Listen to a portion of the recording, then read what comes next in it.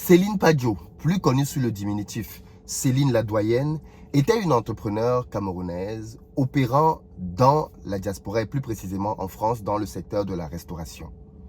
Elle est rentrée au Cameroun pour inaugurer son nouveau restaurant qu'elle avait ouvert au pays. Et malheureusement, Céline n'est jamais revenue parce qu'elle a purement et simplement été empoisonnée par celle-là même qu'elle considérait être ses amies, ses copines avec qui elle allait faire la fête. Trop, c'est trop. Dans cette vidéo, je veux qu'on parle très sérieusement du phénomène des empoisonnements en Afrique. Parce que c'est devenu quelque chose d'assez dangereux. Et on ne peut pas laisser la situation continuer sans en parler.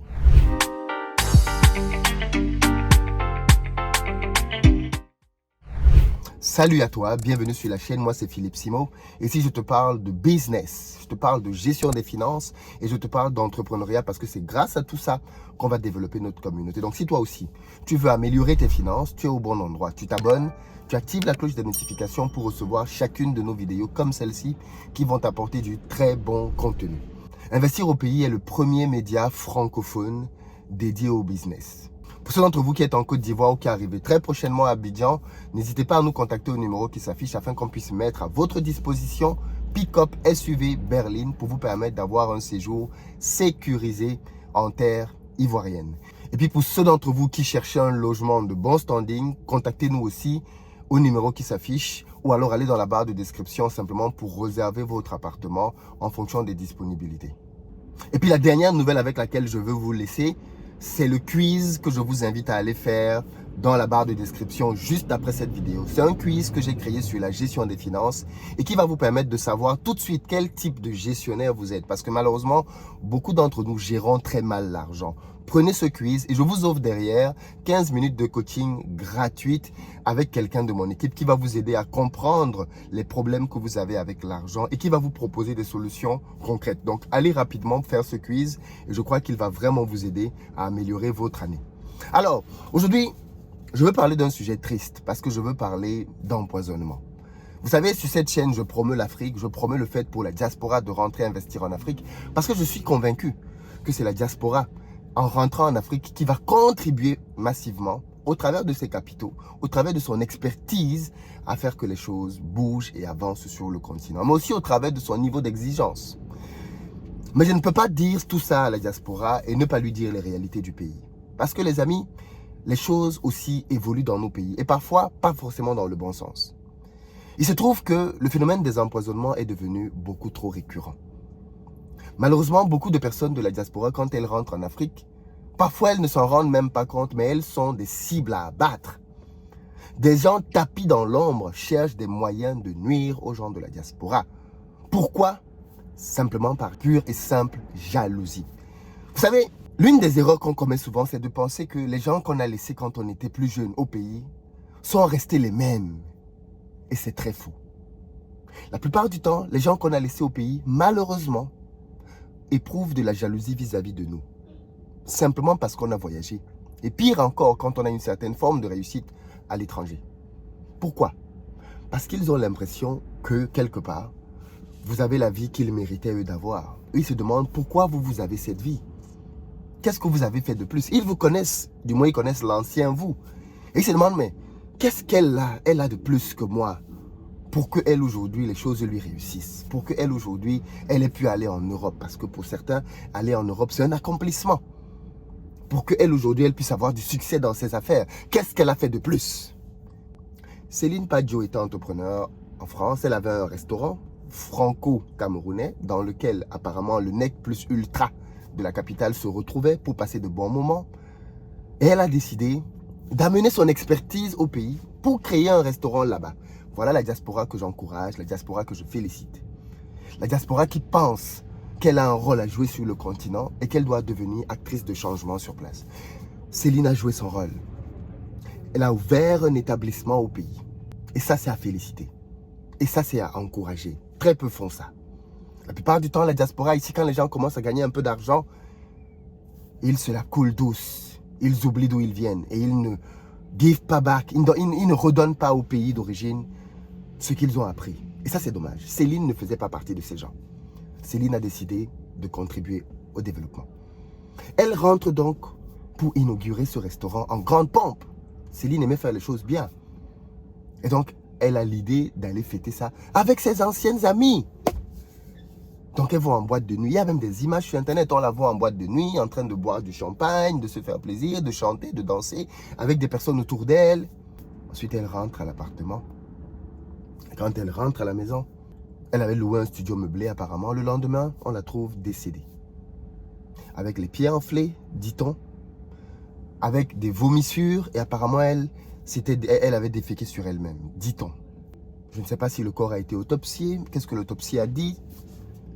Mais tout ceci, bien évidemment, si ces symptômes-là sont vrais, ça s'apparente manifestement à un cas d'empoisonnement. Céline, malheureusement, n'est pas la première. Il risque de ne pas être la dernière à qui ceci arrive. Les gens sont trop méchants dans la vie. Si vous avez la naïveté de penser que les gens sont gentils comme vous êtes gentil, vous vous trompez lourdement. Les gens vous veulent du mal sans raison. En Afrique, peut-être à cause de la pauvreté, les gens ne savent pas se réjouir de la réussite des autres, surtout des gens de la diaspora. Je ne dis pas que tout le monde en Afrique est comme ça, bien sûr que non, il y a des exceptions. Mais il y a un sentiment global qui fait que quand tu réussis, tu dois te cacher. Rappelez-vous, c'est pour ça que nos parents, quand les gens de la diaspora rentrent au pays, que font nos parents? Ils nous disent toujours, ne sors pas. Quand tu sors, ne mange pas dehors. Quand tu sors, ne bois pas dehors. Quand tu sors, il faut que tu sois... Moi, ma mère aimait bien faire ça. Quand je sortais, elle voulait même que mes frères soient avec moi. Elle dit, oh, c'est comment? Du calme. Mais l'idée, elle est claire. C'est que la matière sait que là dehors, le dehors est dangereux.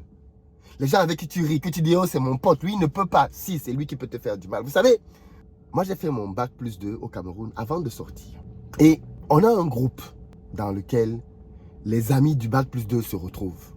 Récemment, dans ce groupe-là, l'un d'entre nous, que je trouve très virulent, très violent dans certaines de ses interventions, a fait une intervention très violente, je ne sais plus trop par rapport à quoi. Et pour moi, c'était l'intervention de trop.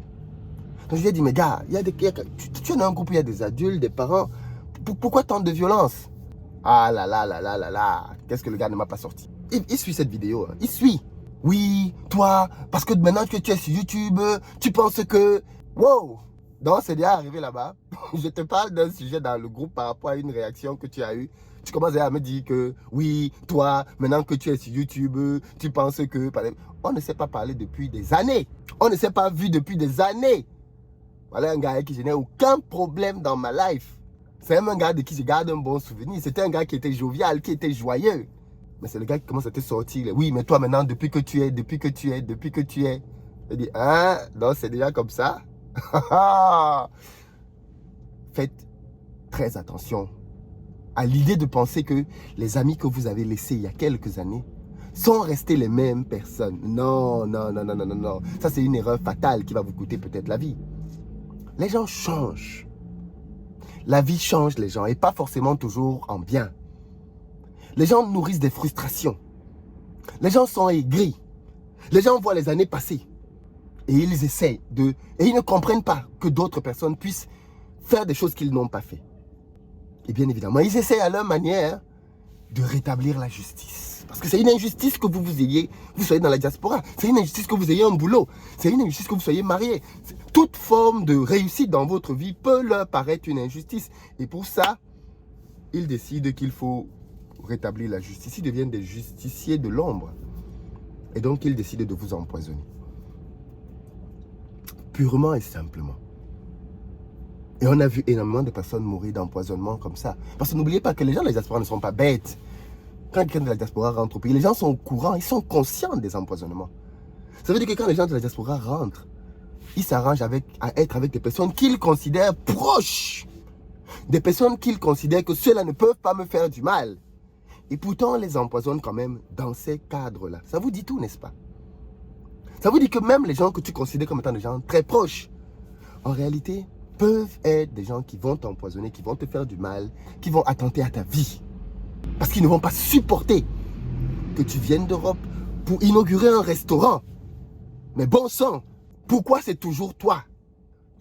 Non seulement tu as eu la chance d'aller en Europe, pire encore, En Europe, là-bas, tu n'es pas allé pour faire n'importe quoi. Tu as pu trouver un moyen de t'en sortir en Europe. Mais pourquoi c'est toujours toi? Maintenant, tu reviens au pays, nous naguer. Tu reviens au pays, au lieu d'être calme dans ton coin, tu oses ouvrir un business. Maintenant, tu veux nous montrer quoi? Que même ici au pays, tu vas recruter les gens. Après, tu vas venir nous demander qu'on travaille pour toi. Non, mais ça ne va pas, non? Voilà le genre de raisonnement saugrenu que vous allez entendre sortir des bouches des gens. Et donc, ces gens-là vont passer en mode justicier. Il faut qu'ils rétablissent la justice parce que vous êtes une injustice dans la nature. Et ils vont essayer de porter atteinte à votre vie par tous les moyens possibles. Et le plus facile, parfois, c'est l'empoisonnement. Voilà pourquoi je dis toujours aux gens de la diaspora, moi, les idées d'empoisonnement là, hein, je ne mange pas dehors. Je ne mange pas dehors. J'ai déjà mon code de conduite. Je ne mange pas dehors. Je mange à la maison. Et je mange ce que ma femme a préparé. Ouais, non. Donc, si vous voulez m'empoisonner, vous allez aller corrompre ma femme. Vous allez lui dire que, gars, il faut que tu mettes le poison dans la nourriture du gars là.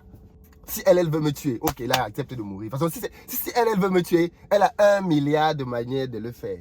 Il n'y a même pas que par la bouffe. Même la nuit, quand je dors à côté d'elle, elle peut me tuer. Donc, si vous voulez m'empoisonner, ça va passer par elle. Je mange sa nourriture. Je ne mange pas dehors. Zéro faute. Et si on décide de sortir pour aller manger quelque part, on fait très attention au restaurant où on va. On va généralement dans des endroits où on sait qu'ici, là, on ne peut pas empoisonner dans le genre d'établissement-ci. Vu les gens qui viennent manger ici, on ne peut pas empoisonner ici. Et même quand on va choisir, on ne choisit pas n'importe quoi. Si maintenant il advient que je veux manger avec des amis, des potes, tout ça, parce que ça m'arrive au Cameroun de rentrer et de vouloir peut-être faire plaisir à des amis. On mange dans mon restaurant. On ne va pas manger dehors. Ouais, j'ai un restaurant, non. On mange dans mon restaurant. C'est moi qui donne les boissons. C'est moi qui donne tout. Vous vous amusez, hein? Non, zéro faute. Les amis, faites très attention aux gens que vous avez laissés au pays. Même ceux qui vivent au pays, quand vous avez une forme de réussite, faites très attention. Les gens viennent boire la bière avec toi, ils rigolent avec toi, c'est eux qui mettent le poison dans ta bière. L'homme est méchant, l'homme est mauvais. Les gens sont mauvais. Est-ce qu'on peut faire ça? Cette dame, le fait maintenant qu'elle a été empoisonnée et morte, ça a changé quoi au quotidien de ces gens qui l'ont fait? Est-ce que maintenant vous êtes plus heureux? Vous êtes même plus misérable parce que à l'époque, elle pouvait même de temps en temps vous envoyer un 100 €, 200 € pour vous dépanner. Parce que tu pouvais au moins l'appeler, oh ma copine, je suis bloqué, lâche-moi même un 200 € là. Elle te farotte ça. Maintenant qu'elle est partie, qui va encore te farotter? Parce que parfois même vous coupez la branche sur laquelle vous-même vous êtes assis, vous la sciez. Et vous pensez que vous êtes en train de faire du mal à la branche. Mais vous allez tomber avec la branche. Maintenant donc qui va encore te faire les petits farottages? Voilà là où la jalousie pousse à l'extrême de la bêtise. À l'extrême de la bêtise. Faites très attention à la jalousie en Afrique. Je dis bien, faites très attention à la jalousie en Afrique. Et ce que je dis là est dans plusieurs pays. Faites très attention au phénomène de jalousie. Partagez-nous dans les commentaires comment vous faites pour combattre ça. Quelles sont vos techniques, quelles sont vos astuces? Je sais que certains diront, mais Philippe, moi, j'ai pas un restaurant comme toi, donc je ne peux pas forcément faire ça. C'est vrai. Mon ami, quand tu veux sortir avec les gens, allez manger au buffet. Invite les gens au buffet. Au buffet, là, la nourriture est là devant tout le monde. Tu te sers. Et surtout, avant de te servir, lave d'abord les mains. Ne faites pas l'erreur que je vois certaines personnes là. Je finis de me servir, je pose sur la table. Ensuite, je me lève pour aller laver les mains. Tu laisses, mon frère, tu viens de donner un penalty. Tu viens de donner un penalty à quelqu'un qui veut t'empoisonner. Tu laisses ton plat, tu dis que tu vas laver les mains. Hey, oh, non. Lave-toi les mains dès que tu arrives au restaurant. Et si tu ne veux même pas te laver, si moi j'oublie de laver mes mains, je vais manger avec les mains sales. Je ne me lève pas pour dire que je vais laver les mains. Si la saleté, je préfère avoir la saleté dans mon ventre plutôt que d'avoir du poison, mon gars. Donc, zéro faute. Ou alors tu marches avec du gel hydroalcoolique. Et comme ça, tu as ton petit gel là. Tu ne te lèves pas. Pareil pour la boisson. Tu ne te lèves pas et tu laisses ton verre. Jamais. Moi, si je veux me lever, je vide d'abord, je vide toujours mon verre avant de me lever. Et quand je reviens, je prends un autre verre. Non, soyez prudents. Soyez prudents. Le dehors est mauvais. Soyez prudents. Le dehors est mauvais. C'est stupide de mourir comme ça. Soyez prudents.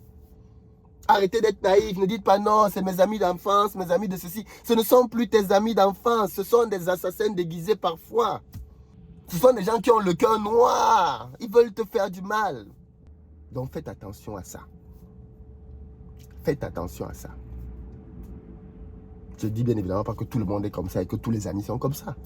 Mais si vous êtes dans un environnement où vous avez un moindre doute, mettez-vous en mode vigilance. Mettez-vous en mode alerte. Et ne tombez pas dans certaines erreurs. Partagez-nous vos astuces dans les commentaires parce que je sais que chacun d'entre vous a des astuces. Je sais que d'autres marchent au pays avec l'huile rouge et d'autres produits anti-poison.